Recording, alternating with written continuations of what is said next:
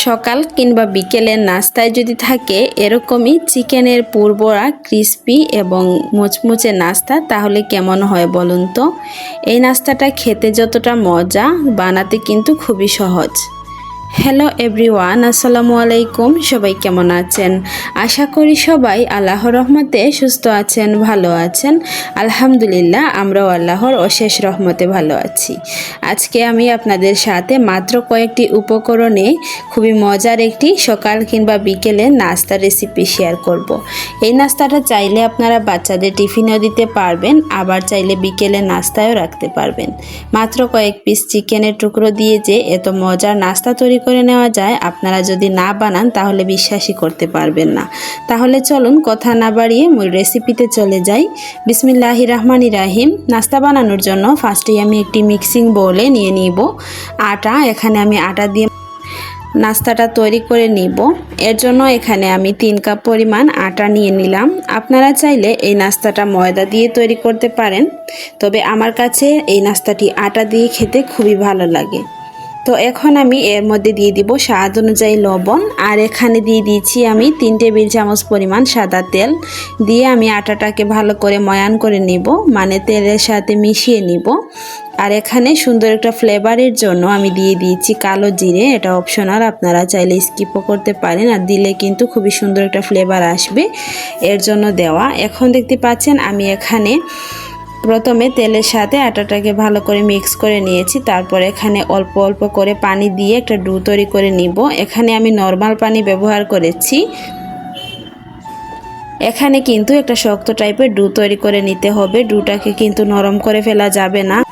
ডোটা তৈরি করা হয়ে গিয়েছে। এখন আমি ডোটাকে ভালো করে হাত দিয়ে মথে নিয়েছি। মথে নেওয়া হয়ে গেলে আমি এখানে অল্প একটু সাদা তেল দিয়ে দিচ্ছি, যাতে ডোটা সফট থাকে।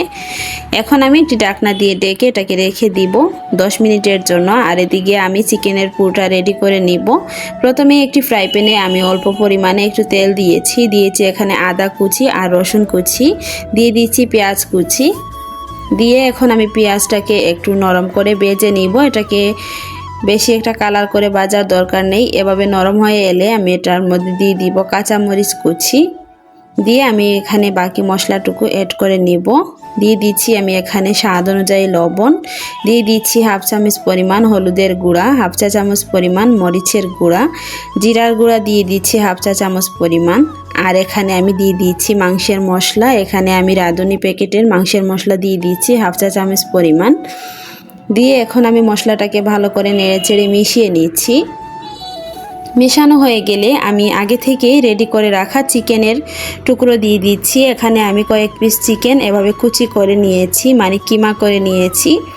এখন আমি চিকেনটাকে পেঁয়াজের সঙ্গে ভালো করে মিশিয়ে নেড়েচেড়ে এটাকে রান্না করে নিব 5 মিনিট। আর 5 মিনিট পর আবারও নেড়েচেড়ে দিচ্ছি। এখানে আমি একটা ছোট সাইজের আলু ব্যবহার করেছি, এতে করে পুরোটা কিন্তু খেতে ভালো লাগবে। দেখতেই পাচ্ছেন প্রায় 10 মিনিট পর আমার পুরোটা রেডি হয়ে গিয়েছে। আর এখানে কিন্তু আমি কোনো রকম পানি ইউজ করিনি, আপনি কিন্তু চিকেনটা সিদ্ধ হয়ে যাবে। আর নামানোর আগে আমি এখানে কিছুটা ধনিয়া পাতা কুচি দিয়ে দিচ্ছি, দিয়ে এটাকে নামিয়ে নিব।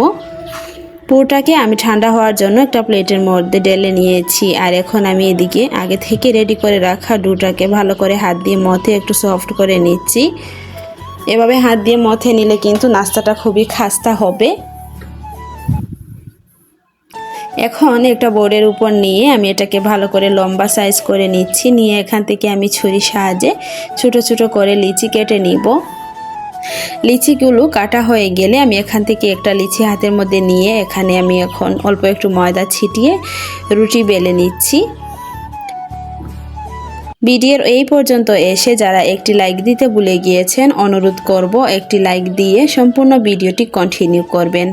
আর আমার চ্যানেলে যদি নতুন হয়ে থাকেন, আমার ভিডিওর কোনো অংশ আপনাদের কাছে ভালো লাগে, তাহলে প্লিজ আমার চ্যানেলটিকে সাবস্ক্রাইব করে পাশে থাকা বেল আইকনটি অলে প্রেস করে রাখবেন। এতে করে আমি নতুন কোনো ভিডিও আপলোড করার সাথে সাথেই নোটিফিকেশন আপনাদের কাছে পৌঁছে যাবে। তো দেখতে পাচ্ছেন রুটিটাকে আমি একটু বড় সাইজ করে বেলে নিয়েছি। আর এখন আমি রুটিটাকে 4 কোণা শেপ করে একটা ছুরির সাহায্যে কেটে নিচ্ছি।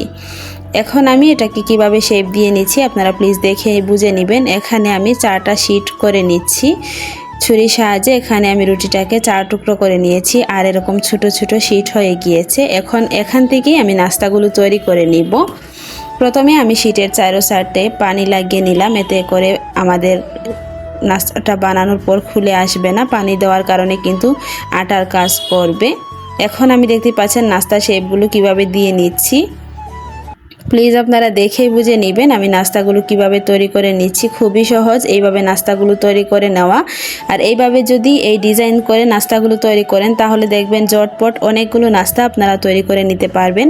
আর মাশাআল্লাহ এই ডিজাইনগুলো কিন্তু খুবই সুন্দর লাগে।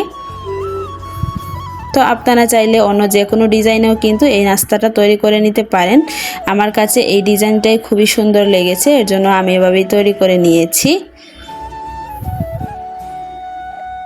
এখন নাস্তাগুলোকে ভাজার পালা। এর জন্য একটি ফ্রাই প্যানে আমি তেল হালকা গরম করে নিয়েছি আর একে একে আমি নাস্তাগুলোকে ব্রাউন কালার করে ভেজে নিয়েছি। আর দেখতে পাচ্ছেন উল্টে পাল্টে নাস্তাগুলোকে আমি ভেজে নিয়েছি আর খুবই সুন্দর একটা কালারও চলে এসেছে। এখন আমি নাস্তাগুলোকে উঠিয়ে নিব। একটা ছাঁকনির সাহায্যে আমি নাস্তাগুলোকে তেল ঝরিয়ে উঠিয়ে নিচ্ছি আর পরিবেশন করে আপনাদেরকে দেখিয়ে দিচ্ছি নাস্তাগুলো কতটা খাস্তা হয়েছে আর মুচমুচে হয়েছে। আর চিকেনের পুর দিয়ে এই নাস্তাটা যে খেতে এত বেশি মজার হয়েছিল, আপনারা যদি বাসায় তৈরি করে না খান তাহলে কিন্তু বুঝতেই পারবেন না। আর এই নাস্তাগুলো ভাজার ক্ষেত্রে প্রথমে যখন নাস্তাগুলো তেলে দিবেন তখন কিন্তু তেলটাকে হালকা গরম করে নেবেন আর চুলার আঁচটাকে কমিয়ে নাস্তাগুলো তৈরি করবেন। দেখবেন নাস্তাগুলো খুবই খাস্তা হবে এবং মুচমুচে হবে। আপনি বিশ্বাসই করতে পারবেন না যে এই নাস্তাটা আপনি বাসায় তৈরি করেছেন, মনে হবে যে এই নাস্তাগুলো কোনো দোকান থেকে কিনে এনেছেন, এতটাই মজার হয়ে থাকে এই নাস্তাগুলো। আমি একটা নাস্তা আপনাদের সাথে ভেঙে শেয়ার করছি। দেখুন মাশাআল্লাহ, আলহামদুলিল্লাহ, নাস্তাগুলো দেখতে কতটা ইয়াম্মি লাগছে আর খুবই মজার হয়েছিল এই নাস্তাগুলো। তো এই ছিল আমার আজকে চিকেনের পুর বড়া নাস্তার রেসিপিটা। আপনাদের কাছে কেমন লাগলো প্লিজ কমেন্ট করে জানাবেন। সবাই অনেক বেশি ভালো থাকবেন, সুস্থ থাকবেন। দেখা হবে পরবর্তী কোনো ভিডিওতে। আল্লাহ হাফেজ, আসসালামু আলাইকুম।